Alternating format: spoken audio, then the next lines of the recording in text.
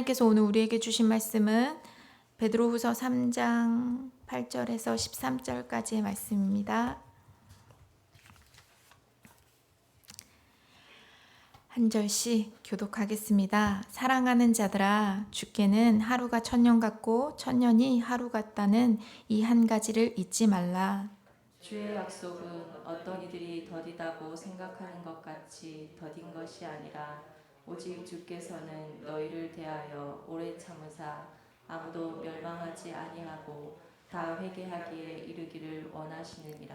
그러나 주의 날이 도둑같이 오리니 그날에는 하늘이 큰 소리로 떠나가고 물질이 뜨거운 불에 풀어지고 땅과 그 중에 있는 모든 일이 드러나리로다. 이 모든 것이 이렇게 풀어지리니 너희가 어떠한 사람이 되어야 마땅하냐. 거룩한 행실과 경건함으로 하나님의 날이 임하기를 바라보고 간절히 사모하라. 그날에 하늘이 불에 타서 풀어지고 물질이 뜨거운 불에 녹아지려니와 우리는 그의 약속대로 의가 있는 곳에 새 하늘과 새 새 땅을 바라보노라. 바라보노라. 아멘. 아멘. 아멘. 오늘 목사님이 돌아오시는 날이 너무 기대됩니다. 수요예배가 더 기대됩니다. 함께 하실 거죠? 오늘 본문의 시작을 사랑하는 자들아 말씀하시는데 하나님이 정말 우리를 많이 사랑하시는 것 같습니다. 주님이 우리에게 하고 싶은 말씀이 이렇게 많은 말씀을 하고 계십니다. 여러분, 사랑하지 않는 사람에게 말 한마디도 섞기 싫으시지요? 그런데 주님이 우리를 너무 사랑하셔서 매일같이 많은 얘기를 하기 원하십니다. 두꺼운 책 주니까 잘 안 읽어서 큐티책 주신 것 같습니다. 주님은 우리를 사랑하시는데 우리는 어떠십니까? 주님을 사랑하십니까? 주님과 어떤 이야기를 나누고 주님께 얼마나 많은 관심을 가지고 계십니까? 8절에서 9절 말씀 함께 보겠습니다. 사랑하는 자들아, 주께서 하루가 천년 같고 천년이 하루 같다는 이 한 가지를 잊지 말라. 주의 약속은 어떤 이들이 더디다고 생각하는 것 같이 더딘 것이 아니라 오직 주께서는 너희를 대하여 오래 참으사 아무도 멸망하지 아니하고 다 회개하기에 이르기를 원하시느니라. 주께는 하루가 천년 같고 천년이 하루 같다는 이 사실을 잊지 말라라고 말씀하십니다. 제가 설교를 준비하다가 여러 목사님들의 설교를 듣는데 한 재미난 예언을 하시길래 나누려고 합니다. 어떤 한 분이 8절 말씀을 묵상하다가 주님, 하루가 주님께 천년 같고 천년이 하루 같으신 주님, 주님께는 10원이 100억 같으시고 100억이 10원 같으시죠? 저한테 10원만 주세요 라고 기도했다고 합니다. 그랬더니 주님께서 이렇게 응답하셨답니다. 응, 그래, 내일 줄게 라고 말씀하셨다. 이해가 되시는 거죠? 네, 그래서 950년이 지났는데 아직도 기다리고 있다는 소문이 들린다고 합니다. 주께는 하루가 천년 같고 천년이 하루 같으신 주님, 주님의 세계 안에서의 시간과 사람의 세계 안에서의 시간의 개념이 다르다는 것입니다. 내가 생각하기에는 기도하고 있는 남편이 자녀가 변하지 않고 되어지지 않는 것 같고 더디다고 느껴지는 것들이 있지만 이것이 인간의 시간 안에서 100년을 살아가는 인간의 시간 안에서 더딘 것 같아 보일 수 있겠지만 하나님의 시간, 주님의 시간, 알파와 오메가 되시고 처음과 나중 되시고 하나님의 영원한 시간 안에서 인간의 100년은 어느 정도의 시간일까요? 눈 깜짝할 사이 찰나의 시간이 될 것입니다. 그럼 주님이 보시기에 이 찰나의 시간 같은 시간 속에서 하나님은 나의 기도에 언제 응답하실까요? 우리는 더디다고 생각하고 내 병은 왜 이렇게 낫지 않는지, 내 남편은 왜 이렇게 변하지 않는지, 내 직장 상사는 왜 그러는 건지 이해가 되지 않지만 주님의 계획하심 아래 가장 알맞은 때에 응답하신다는 것입니다. 믿으십니까? 9절 말씀해 보면 더디다고 생각하는 것 같이 더딘 것이 아니라 오직 주님께서 너희에 대하여 오래 참으사 아무도 멸망하지 아니하고 다 회개하기에 이르기를 원하신다고 하십니다. 더딘 것이 아니라 하나님이 우리에 대해 오래 참으시고 다 회개하기에 이를 때 우리의 구원을 위하여 하나님께서 참고 견디시다가 이루신다고 말씀하십니다. 하나님은 우리가 회개케 하시려고 천년을 하루같이 기다리신다고 말씀하고 계신 것입니다. 뭔가 이상하지 않으십니까? 내 남편이, 내 아이가 변하기를 기도하는데 하나님의 관심이 내 남편의 변화에, 내 아이의 변화에 집중하고 계신 것이 아니라 말씀을 듣고 있는 나에게 관심이 있으신 것 같습니다. 잘 이해되지 않지만 내 주변의 가족이 회개하고 돌아오길, 변화되길 기도하는데 하나님은 내가 회개하고 변화되길 기다리고 계신다는 것입니다. 이해가 되십니까? 여러분, 내가 100% 죄인임이 인정이 되십니까? 나는 한 30% 죄인 같고 직장 상사, 내 남편, 내 자녀는 한 90% 죄인 같지 않으십니까? 100% 아닌 것 같고 괜찮은 부분이 있으시잖아요. 내가 죄인임이 인정이 되십니까? 저는 제 마음을 알면 알수록 가망이 없는 죄인 맞는 것 같습니다. 어찌 선한 것 한 자락이 없는지 되었다함이 없는 인생임이 인정이 되는 듯 하다가도 이 정도면 괜찮지 않나 하는 의로운 마음이 올라올 때도 있습니다. 그러나 성경은 사람이 죄인이라고 말씀하십니다. 100% 죄인이라고 말씀하십니다. 내가 회개하고 돌이키고 구원을 이루어 갈 때 그 인간을 위해 하는 우리의 기도에 주님이 응답하신다는 것입니다. 회개는 내가 죄인됨이 인정되어질 때 회개가 시작됩니다. 하나님은 100% 옳으신 분이십니다. 1%도 실수가 없으신 분이십니다. 인정이 되십니까? 하나님이 정말 1%도 실수가 없으신 분이 인정이 되십니까? 하나님이 100% 옳으신 분이 인정이 되십니까? 100% 옳으신 하나님이 그 남편을 나에게 붙이시고 그 아이들을 나에게 붙이시고 그 상사들을 나에게 붙이시면서 하나님이 원하시는 건 뭐냐면 야, 내가 견디고 참고 있어. 내가 회개하고 돌아오길. 내가 100% 죄인됨이 인정되어지고 하나님이 100% 옳으신 분임이 인정되어지기를 하나님께서 기다리고 계신다고 말씀하고 있습니다. 이것이 인정되어진다면 하나님이 더디신 것이 아니라 가장 알맞은 너무나 적절한 타이밍에 일하시고 계신다는 것이 사실로 믿어지게 된다는 것입니다. 10절 말씀입니다. 함께 읽어보겠습니다. 그러나 주님의 날이 도둑같이 오리니 그날에는 하늘이 큰 소리를 떠나가고 물질이 뜨거운 불에 풀어지고 땅과 그 중에 있는 모든 일이 드러나리로다. 주님의 날이 도둑같이 온다고 말씀하십니다. 도둑이 오는 것은 예고 없이 찾아와서 우리에게 피해를 입힙니다. 그러나 예수님의 강림은 이보다 더 갑작스럽고도 결정적인 타이밍에 오신다는 것입니다. 이 주님의 날은 예수 그리스도를 믿는 자들에게는 구원의 날이 될 것이고 믿지 않는 자들에게는 멸망의 날로 도둑같이 임하게 되어 있는데 이 날은 번복할 수 없는 최후의 심판으로 구원과 멸망이 결정하실 것이라고 말씀하십니다. 오늘 큐티 해설 본문에 보면 나를 지켜준다고 여겨지는 내가 하늘처럼 떠받들던 대상이 사라지고 내 힘이라고 여겼던 물질도 없어지고 아무도 몰래 숨겨왔던 모든 일이 드러나게 된다고 합니다. 따라서 하늘과 물질과 땅을 의지하는 세상 가치관을 버리고 그날의 주인이신 예수님을 따르는 말씀의 가치관을 갖는 것이 주님의 날을 준비하는 것이라고 설명합니다. 드러나리로다 말씀하고 있는데 왜 불이 나면 모든 것이 타서 없어지지만 불에 타지 않는 것이 남는 것처럼 타서 없어지고 진짜만 남는 그날이 온다라는 것입니다. 도둑같이 주님 오시는 날. 그날 우리에게 정말 남아있는 예수 그리스도가 있는가? 예수 그리스도가 100% 오르신 분으로 내 안에 살아계시는가를 점검해 보아야 합니다. 이 날을 예수 그리스도의 강림을 우리는 어떻게 준비해야 될까요? 11절과 12절 말씀 함께 읽어보겠습니다. 이 모든 것이 이렇게 풀어지리니 너희가 어떠한 사람이 되어야 마땅하냐? 거룩한 행실과 경건함으로 하나님의 날에 임하기를 바라보고 간절히 사모하라. 그날에 하나님이 불에 타서 풀어지고 물질이 뜨거운 불에 녹아지려니와. 주님이 도둑같이 오시겠다고 말씀하시는데 오신 예수님을 대하는 태도가 나뉘지 않을까 생각합니다. 손님이 우리 집에 찾아온다고 한번 생각해 보았습니다.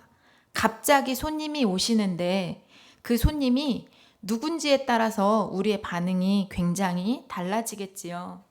너무 보고 싶었고 너무 반가운 손님, 혹은 안 왔으면 하는 껄끄러운 손님, 그 오시는 손님이 어떤 손님인지에 따라서, 아니 그 손님이 왜 갑자기 오고 그래, 불만의 마음이 높아지는 손님이 오기도 하고, 또는 반가움에 뭘 준비해야 할지 허둥지둥하게 만드는 손님이 오게 되기도 하지요. 여러분, 우리에게 주님의 재림이 어떤 의미가 이 손님과 되게 맞닿아 있다 싶습니다. 주님의 재림이 우리에게 반가운 소식이십니까? 아니면 별로 반갑지 않은 소식이십니까?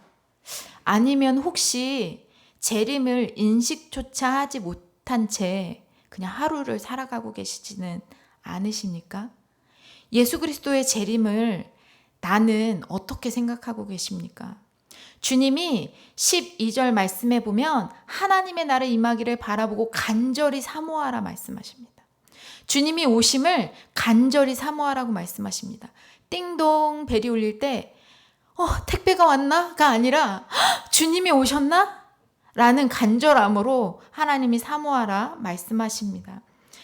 주님 재림하실 때 간절히 사모하라 하십니다. 너무 기다리던 사람이 온다면 과일도 준비하고 최선의 모습으로 준비하시겠지요. 그것처럼 예수님의 재림을 맞이하는 우리의 모습도 마땅한 모습이 있다고 말씀하십니다. 어떻게 준비되어야 한다고 하시지요? 거룩한 행실과 경건함으로 준비하라고 11절 말씀에 말씀하십니다. 이게 마땅한 모습이라고 말씀하십니다. 손님 한 분 왔다 가셔도 집을 치우고 과일을 준비하고 옷을 갈아입고 손님을 맞이하는 것처럼 주님 오시는 날 내가 준비할 것이 있는데 거룩한 행실과 경건함으로 준비하라고 말씀하십니다.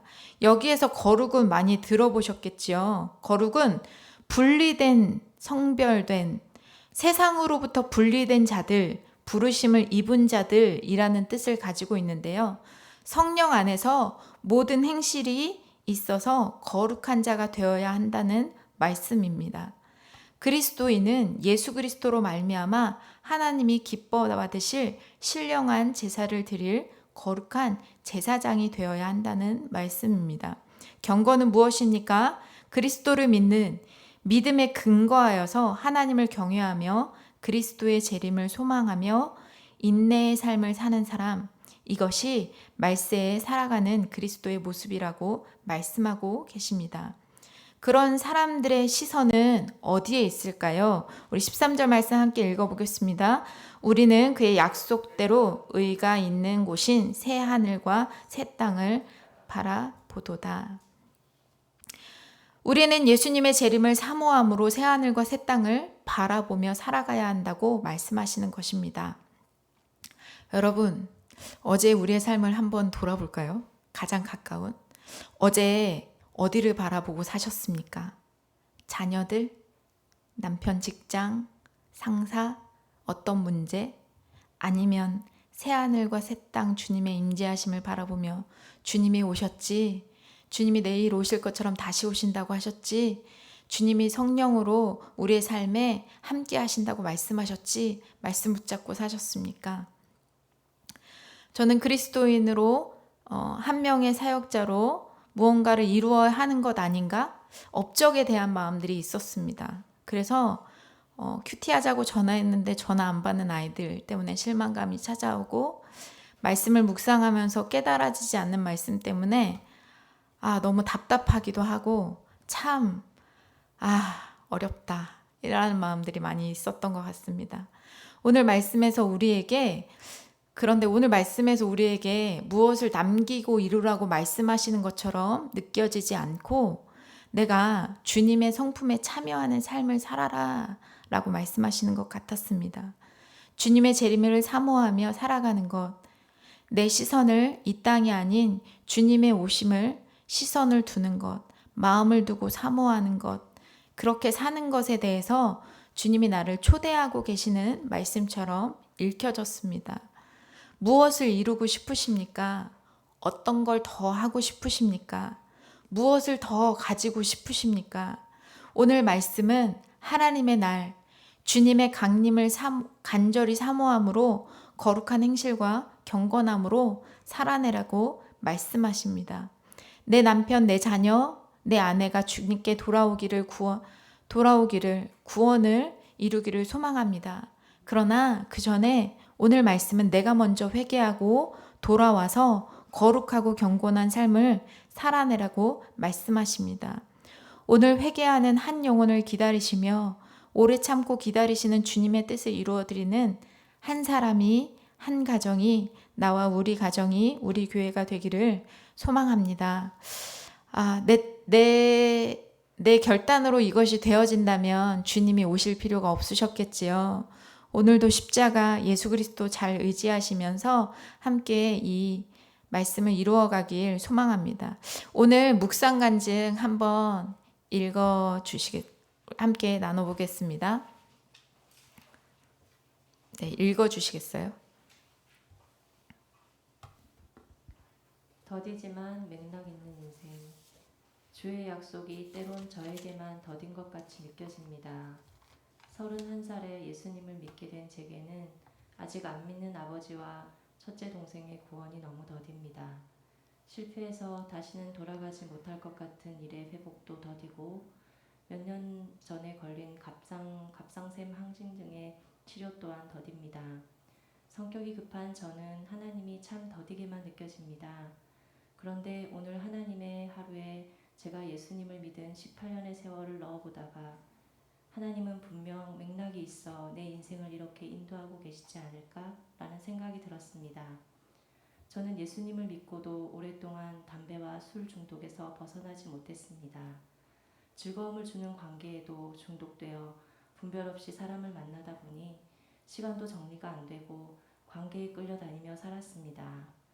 그런데 믿음의 공동체에서 양육을 받으면서 말씀의 원칙과 경계를 배우게 되었습니다.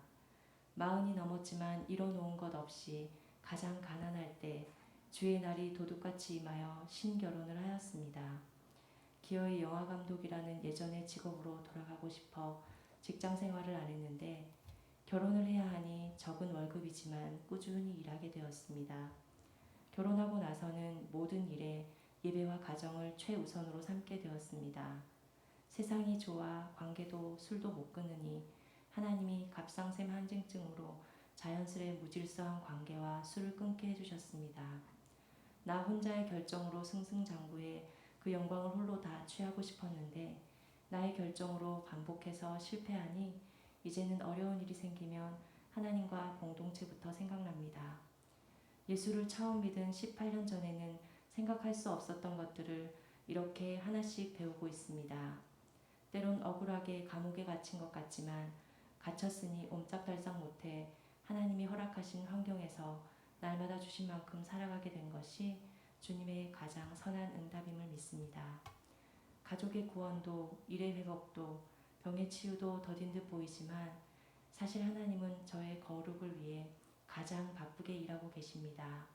정작 더딘 것은 그런 하나님의 맥락도 모른 채 내가 원하는 것만 해내라며 불평하고 원망했던 저입니다. 고르고 골라 주신 환경으로 견인해 가시는 하나님의 하루 같은 천년의 맥락을 깨닫게 해주신 하나님 감사합니다. 아멘. 적용하기는 우울과 자기연민의 불평과 자학하는 말에 튀어나올 때마다 의식적으로 감사한 일을 떠올리고 소리내어 말하겠습니다. 매일 아침 5분 동안 하루의 계획을 큐티책에 적겠습니다. 입니다. 적용 질문 드려보겠습니다. 주님의 날이 도둑같이 임할 것을 실제로 믿고 계십니까? 주님의 나를 사모함으로 준비하고 계십니까? 나의 회개가 하나님의 나를 앞당기는 구원의 이름을 믿으십니까? 오늘 내가 회개하고 돌이켜야 할 일은 무엇입니까? 한번 묵상해 보시길 소망하고요. 오늘 저녁 수요 예배가 있습니다. 삶을 살아내고 예배 자리에 나오기 위해서 정말 많은 대가 지불을 하셔야 하지요. 그러나 오늘 나에게 주신 말씀을 살아내길 소망하며 예배 자리를 지켜내시는 우리 성도님들 한 분 한 분 되기를 소망합니다. 우리 함께 기도하겠습니다. 목사님 사모님 돌아오시는 길 주님 안전하게 지켜주십시오 라고 꼭 기도해 주시고 그 선교사님들을 위해 그 소망의 교회를 위해 기도해 주시고 건우와 신현상 목사님 위해서 꼭 중보해 주시고요. 각자의 기도 제목을 위해 기도하고 자유롭게 돌아가도록 하겠습니다. 함께 주여 한번 외치고 기도하겠습니다. 주여 아버지 하나님 감사합니다. 오늘도 우리에게 주님이 오실 것들을 사모함으로 하나님